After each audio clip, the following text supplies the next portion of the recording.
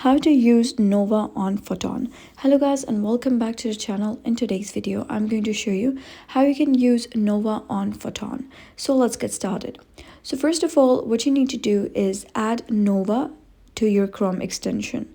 So what you got to do is just go and open a new tab and search for Nova Chrome extension, and then you will be redirected to the Google Chrome extension. And now here you gotta download it to Chrome. You can add it to Chrome. I've already added, so that's why it's written remove. And then you can come to your Photon bot and just click on new pairs, or you can also click on trending pairs and find the specific meme coin that you wish to buy. Now, for example, I'm here at this page of trending. So here you gotta click on this puzzle piece where all of your Chrome extensions are. So you got to click on Nova extension, and once you do so, you can see that I've enabled it, and you can set your preset buy amounts, and you can also set your preset sell amounts, and you can also just change them and click on save and then enable Nova panel. And now over here you could select the specific meme coin that you wish to buy.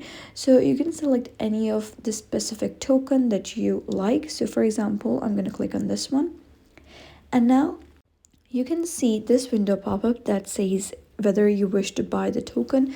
And this is basically what Nova Click does, is that it will enable you a quick buy or quick sell button. Now you can see that there are numerous options over here, that what amount of crypto you wish to buy, what amount of meme coin you want to buy. You can also switch it to sell. And basically what it does is that it helps you enable a quick buy and quick sell. Now let us see if we disable it, what happens. Now once you disable it, you'll be able to see that those options are no longer over there.